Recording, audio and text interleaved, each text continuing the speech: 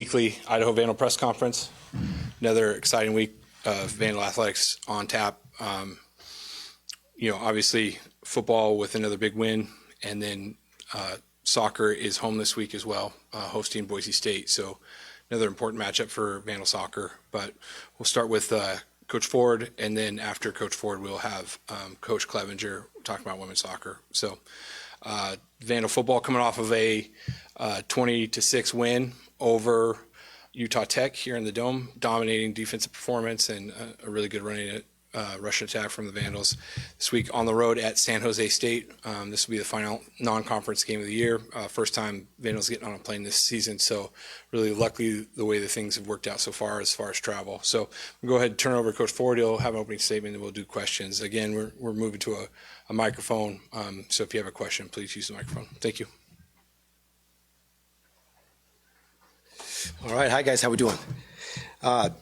Awesome weekend. It was a great way to celebrate the 50th year anniversary of the Kibbie Dome. I thought our players played extremely well against a fiery and very good Utah Tech team. 0-3, but probably the best 0-3 team in the country. They definitely did a good job over the last 3 weeks playing Big Sky opponents, playing real close to Northern Arizona, UC Davis before our game. But we were excited to get the victory over those guys. A couple good things really happening. Obviously, our offensive line playing at a very high level right now. Over 286 yards rushing, almost 300 yards rushing. Art Williams had a career day with 144 yards rushing, averaging 9.2 yards per carry. And, our defense played exceptionally well, held those guys to 98 yards rushing, and now currently 22nd in the nation in total defense, first in the Big Sky. Obviously talked about our rushing game, number one in the Big Sky as well there. And so very excited about some things to come. Fixed our penalty issues. I thought we did a great job, with one penalty for 5 yards on the night. Pretty good day, being disciplined, and a major improvement from a week ago. And now we move on to San Jose State, very well-coached team. They are picked third in the Mountain West this season. They're 0-2 currently, but they were off last week. Lost a close one to Central Michigan, and then lost to Texas. But I think a lot of teams may lose to Texas this season. But very excited for the opportunity to be our first kind of true road game of the year, getting on a plane, doing all that stuff. So we're excited for the challenge, but that's about all I got. I'll open it up to you guys for any questions.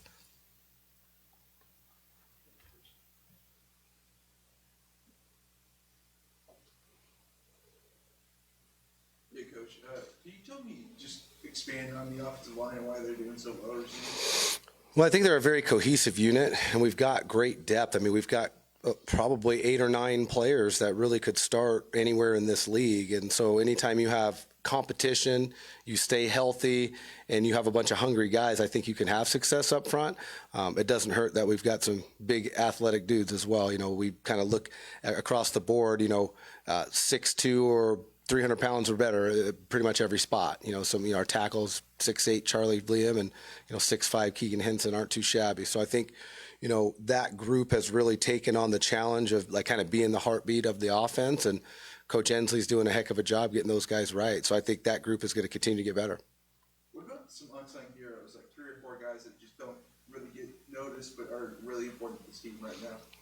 Leighton Vining is the one guy that really comes to mind. He's our center. Leighton probably had his best game as a Vandal last week. I was very impressed with the way he played. He stands out for sure as one. Cruz Hepburn is a guy that's really stepped up this season. Very excited about Cruz and the way he's playing and continue to progress. And then, probably on the defensive side of the ball, Deuce Blendman. He's really been steady Eddie, a guy that we can really count on out there on the island. And those are probably the 3 guys that really stick out to me as guys that are kind of unsung heroes right now, maybe not getting as much love as they should. After week 1, you talked about needing more from the offense. After week 2, you talked about needing more out of the defense. What, is the focus this week, coming off a game where you guys really played a really cohesive game across the board and didn't hurt yourself with the penalties? What's kind of the focus this week? Special teams. We got to get better at special teams. Had a couple of missed field goals anytime you have 14 play drives and come away with 0 points, that's unacceptable. I mean, we had a 68-yard run that got us to the 20. We came away with 0 points. So I think we've got some answers. You know, Oren Ford's been stepped up and hit 2 big ones, hit a 49-yarder that probably would have been good from 60. So I know that there's still some competition there with the actual specialists. And then, you know, our punt return teams definitely got to get better. Felt like we didn't have the cohesion we need, had a muff punt. You know, they converted on a fake punt. So I think special teams is an area that's got to continue to improve. And obviously we got to get better on offense and defense too, but probably special teams was more glaring this week than anything else. Through 3 games this season, anything really surprise you, or maybe something you didn't see coming from this team that they've shown out on the field so far?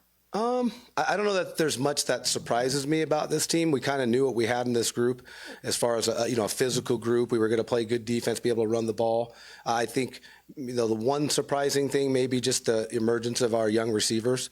You know, Ryan Jezioro has really stepped up, and, you know, consecutive games with touchdowns. You know, Tony Harsty, Emerson Cortez, those guys are really stepping up. And so I think that group has probably been surprising in the fact that I think they're growing up even faster than I thought they would. What's the biggest thing that you guys take away and kind of work to build on from these past 2 home games? I think just being consistent. You kind of saw the last 2 weeks where I think my group didn't necessarily prepare as well as they should have in week 2, and then really prepared well in week 3. And I think they saw the process working. When you trust the process and you actually, you know, are an active member of the process, you can have a lot of success. So I think really understanding that this truly is a day-by-day sport. I mean, you're judged by what you do every day, and I think those guys are taking that to heart and really getting after it daily and trying to win the day. Matchup-wise, what's your biggest focus going into this week? You know, they're tough. You know, I think they got a defense that plays really hard. I think their defensive line is really good. They play with great motors. They're physical. So I think that matchup, you know, our O-line with their D-line will be one to watch. And then they throw it. I mean, they spread it around and chuck it. And they've had a lot of success with this offense over the last few years. And I think we've got a challenge for us just in the secondary. We know we've got to be able to get pressure on the quarterback, but obviously do a great job in coverage and mix coverages up, you know, make it hard for their quarterback because he's a veteran guy.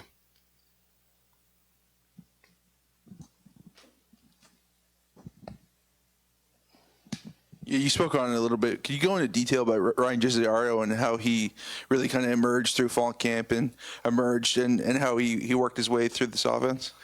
Ryan's really smart. You know, he understands the concepts. He doesn't just play X, Z, or W for us. Like, he can play everything. He fully understands, like, what we're trying to do conceptually. So I think that's a major advantage for him because he's got the mental part of it down. Now, physically, he's got all the tools. And that's the thing that we were looking forward to because he didn't have a lot of experience, but he's got tools.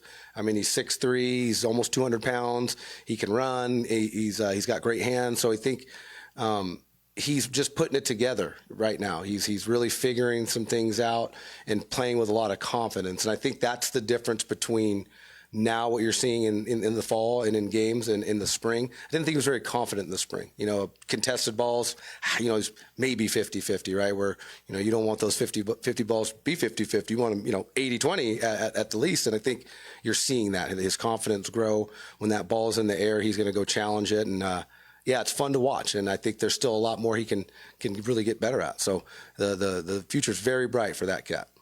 And then offensively going forward against San Jose State, you guys passed the ball really well 2 weeks ago, ran the ball 286 yards last week.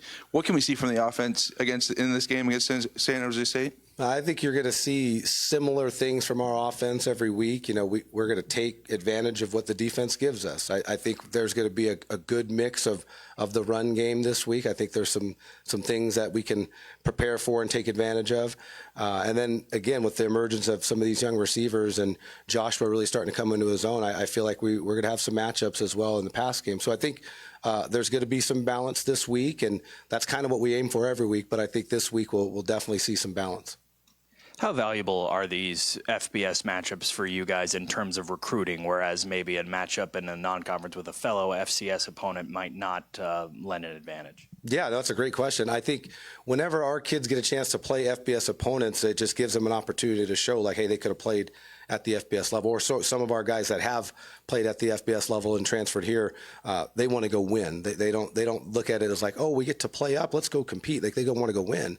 And I think that really plays to the advantage of us, because we kind of have an underdog mentality. That's just kind of the culture of this program.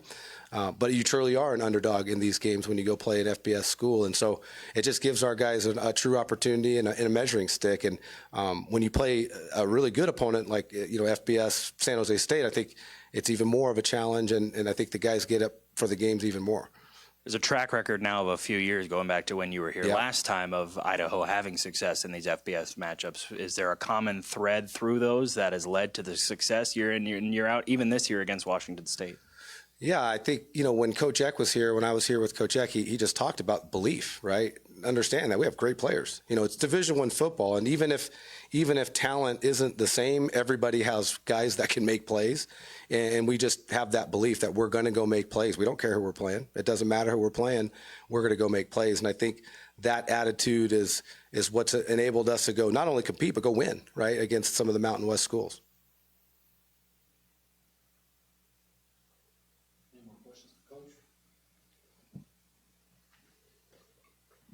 Pete wasn't going to let me get out of there that easy now. Did you get a report on Cummings yet?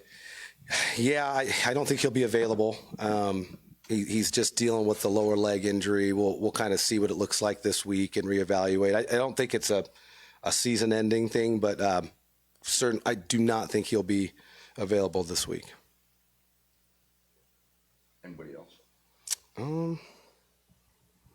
I don't think so. I think everyone's really, really healthy right now. We've been fortunate, knock on wood, to stay healthy, and have very few or minor injuries. So we're pretty healthy. Any chance to maybe see Michael Graves?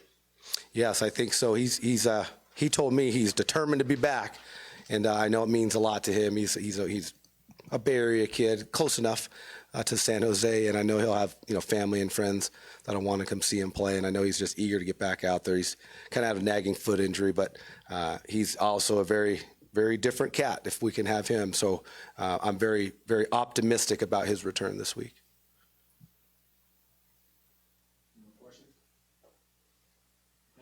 Boom. Thank you, guys. Appreciate it. V's up. Joined by Coach Clevenger, soccer team, just a little bit.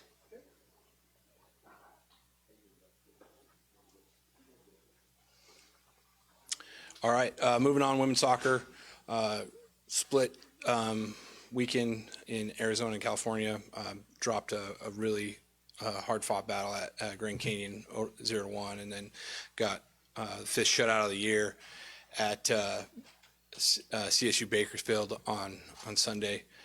But big one this week with in-state rival Boise State coming into town, looking to again break 2,000 with attendance. We did so at Washington State last game against Boise State. We had around 2,100 here as well. So great opportunity ahead for the Vandals Thursday against Boise State. But go ahead and turn it over to Jeremy Clevenger.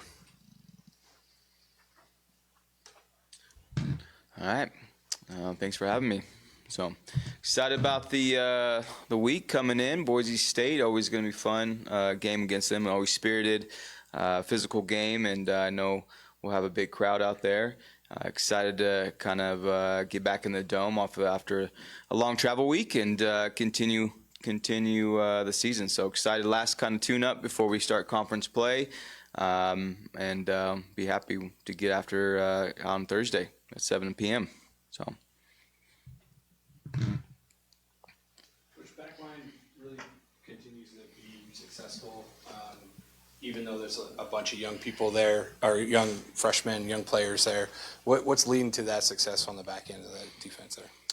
Yeah, no, we've been really stingy defensively. Credit, I think obviously you highlight the backs and what they're doing. Obviously, they deserve a lot of credit.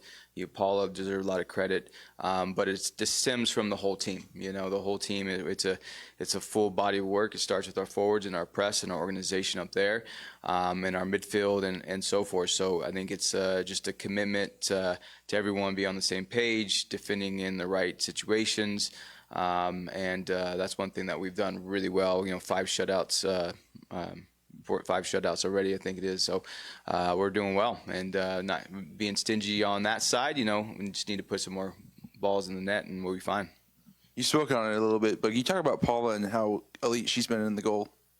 Yeah, no, she's a competitor. She's someone that every game just steps up and comes up with 1 or 2 moments a game, and that's all you really need from a goalkeeper. So she had it on Sunday as well. Had a couple big saves. So she's a gamer. She shows up in those big lights, and she's been awesome these last 2 seasons for us. Anytime you can defend and especially have someone like that in goal, you can be in any game. Is there any, does that help maybe some of the offensive struggles, tamp them down a little bit, knowing that, hey, as long as we keep playing the way we have, we're going to be in every single game? For sure. No, knowing that our defense is kind of the anchor, and it has been a staple of our program for a long time, but having that kind of as confidence and that we're going to defend well, and we just need a goal or 2, and we're going to be in a really good spot to win a game. So I think that does give us a lot of confidence when our defense is so strong. In terms of your guys' attendance really being on the rise, what does that say just about excitement about this program? No, I mean, I think it's definitely with a lot of success we've had over the last 4 years, getting more crowds out there, and always it's fun when you bring big names like Washington State and Boise State for our fans to kind of have that opportunity to watch us play, but have some also rivals in there. It's a fun environment, and I hope we can continue to kind of have the crowds, but also have these marquee games to bring out the fans. What does the rivalry of Idaho versus Boise State really mean to this program?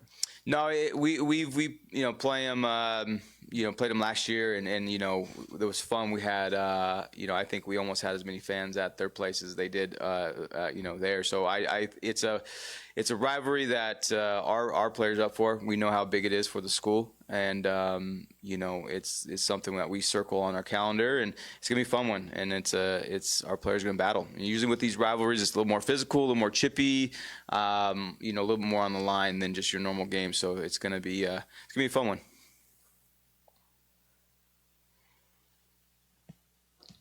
Coach, more on that a little bit. Like Boise continues to be a good market for soccer, and they're adding a professional soccer team, and there's really some more excitement about soccer in Boise, and there's a lot of Vandals on this team that are from that area. How much does it mean to them, and how much of this impact of this playing this game does it have on recruiting that area? Definitely, I think it's a game that everyone in the state's looking at, especially even in that area.